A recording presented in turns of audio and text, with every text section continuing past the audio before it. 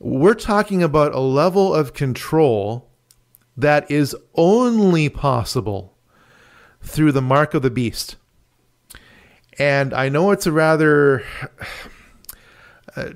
daunting, foreboding topic, but I tell people, and this is just, a sneak peek as to what is to come, because you can't get into it tonight.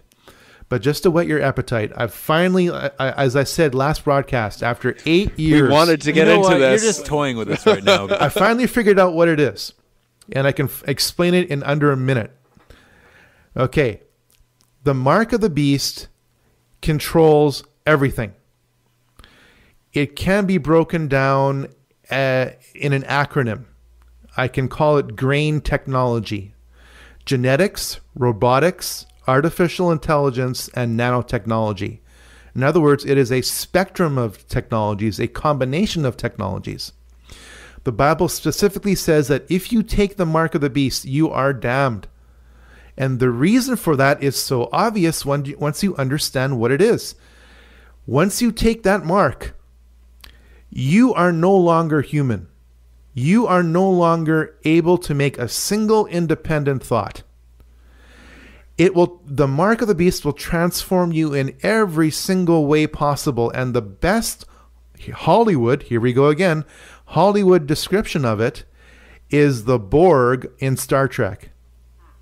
A combination of technologies that pretty well eliminates you as a human being and transforms you into a machine. And the reason why people will want this technology is because, here's the big concept now. Again, it took me 8 years to understand this. History will come full circle. It will be presented to us as the apple was presented to Eve. You'll live forever. You will live forever, and everyone will see it. They will see it. They will want it. The problem is that they don't heed the Bible's warnings. Men will seek death and not find it. It will be a living hell.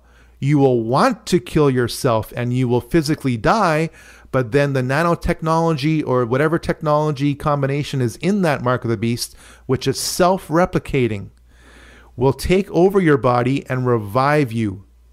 You will want to kill yourself and you will kill yourself again and again, and it'll be a living hell. So no matter how wonderful the apple will be, and it will be wonderful, don't take it if you get a chance to take it in your lifetime. And I think that's about 20 years away, but I honestly think the chance of that, being presented to us in my lifetime is about 50-50.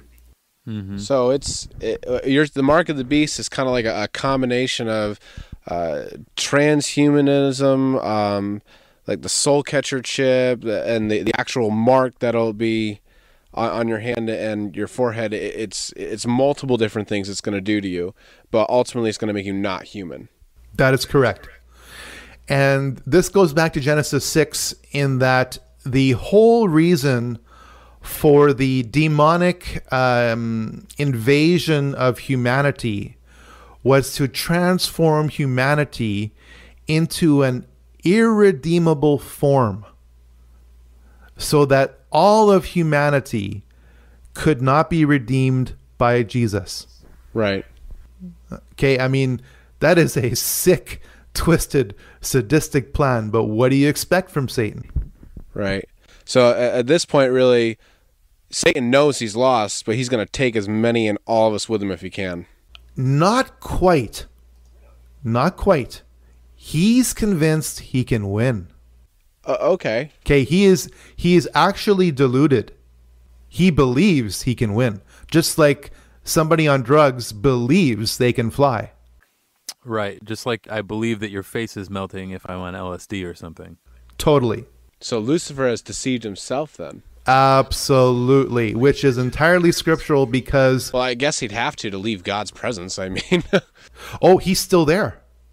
He's still there. Jude says that he is the accuser. Right.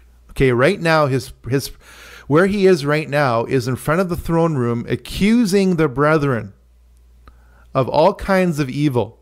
That's the only thing he can do, because he can't intervene in history yet. Right. And that is why in Revelation it says they finally kick him out, and that's it. That's right. It's my contention, and you can argue with me if you want, but I'm pretty well of the opinion that the start of the Great Tribulation and the fall of Lucifer are simultaneous events. Okay, as the great shaking of the earth, I saw Lucifer descend as a lightning bolt from heaven. Okay, I think all that, and the rapture, by the way, it's all a simultaneous or more or less simultaneous event, because there's no such thing as a spiritual vacuum. Right. Right now, the only thing holding Satan back, apart from God's will, is the influence of the church and the Holy Spirit, which are intertwined. You can't separate the two. And it has always been the desire of those in the occult, since the dawn of time, to have an earth that is entirely void of God's influence. Well, they're going to get that. And, enjoy your version of heaven, because it's going to be a hell on earth. And I just can't see the church being present during the tribulation. Now, if you ask me, if you try to nail me down, is the church going to be here during the Great Tribulation? I always give a frustrating answer to that question. I really want to hear it, because this has been something I've been weighing back and forth between a pre-trib and a what you'd call a mid-trib or post-trib, pre-wrath rapture. That's right. I'm familiar with the pre-trib, mid-trib, post-trib, pre-wrath, and preterist views of the rapture. And I say to every one of them, I say, it doesn't matter. It's a pan trib, like Gon says. It'll all pan out. Yeah. That's right. I ask people, when 20 million Christians were being slaughtered in Russia, did the tribulation occur? No. When Christians who were in the know were being slaughtered in Germany by the Nazis, did the tribulation happen for them? No. Did the tribulation happen for the first and second century church? No. So I say, what does it matter? Right. Okay. Well, and that being said, with everything that we talk about what's going on in America and Canada and, the potential North American Union to, whatever policies or changes that will occur in the future as the economic structure collapses and we see the worst situation that we've ever experienced, we also have to realize this has happened other places, and that just because it seems like the end to us does not mean it's the end of the world. Of course. And, Billy Graham, God bless him, he's 95 now. I don't know if you got a chance to see it. He says, I've wept for America, because he's seen America go down the tubes. And he said once that if God doesn't judge America, he'd have to apologize to Sodom and Gomorrah. And I say, yeah, that's so true. It's true. So, there's so many people out there who are within the Western health and wealth gospel that couldn't possibly see how Christians in America could possibly be persecuted. And I say, you know what? It's coming. But that doesn't mean you're in the tribulation. Right. So what does it matter? Okay, let's just talk about here and now and how we are to use every single moment to the absolute fullest. Now that really gets me motivated to, continue my work, and I'm sure that motivates you to continue your work. Absolutely. I have to say, it wasn't till your prayer closing us out last time. Oh yeah. I felt it big time, man. You really amped me up, and I started writing another record that I wasn't planning on writing, and It sounds awesome, by the way. Everyone, you're gonna want to hear this. I really want to show you, but I don't want to show you until I have like a good enough demo. But I'm really inspired. I will tell you that. Well, I'm looking for a composer for volume 2. Yeah. I can get you. I have a friend who does stuff like really awesome instrumental stuff that I'm sure he would just do for free. Well, it's funny you should say that because I'm always listening to Magnatune.com and the Music Bed to get my music, and I think I've encountered an artist who is a Christian. I mean, it just comes through by all his titles of his songs, who I think was my church's pastor's son about 25 years ago when he was really young. So I'm going to send him an email because his entire genre of music is exactly what I'm looking for. He's a really advanced artist, and he's so advanced that he's showcased by his university as, what you can do with this music program. Wow. Yeah, he's that good. Nice. Before we move on, Leonard, about the rapture thing, as I've been weighing it and going back and forth, where do I come down on the issue?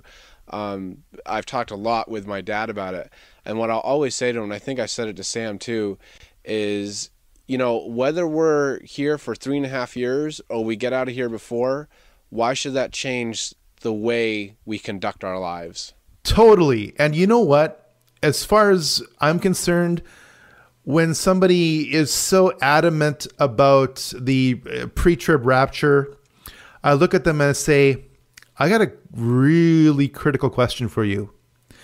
Have you ever used your view of the pre-trib rapture as an excuse to not witness?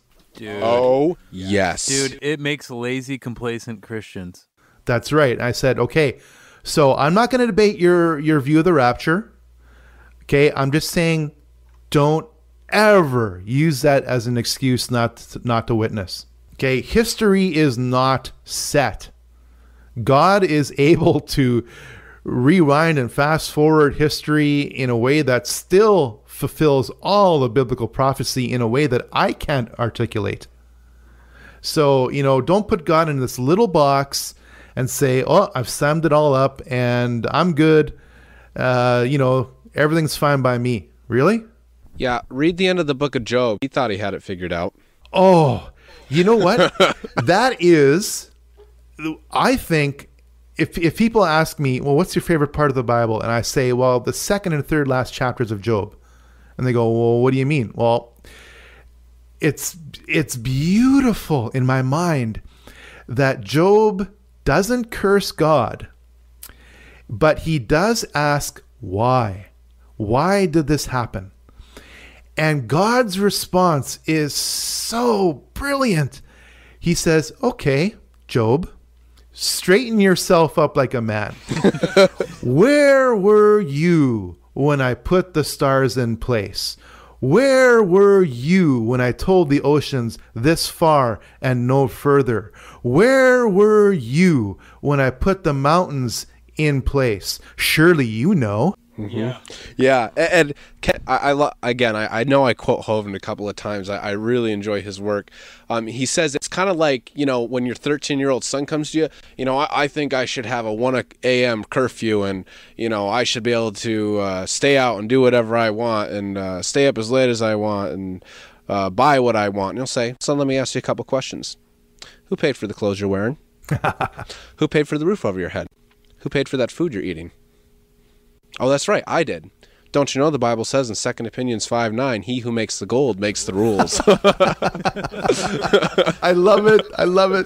But it's so true. It really does read in Job like a father talking to his son who's like, all right, answer me. Who does all this stuff? Yeah, it's what it does is show how God's thoughts are not our thoughts. Yes, exactly. Yeah. We kind of diverted here, so we should probably get back on track.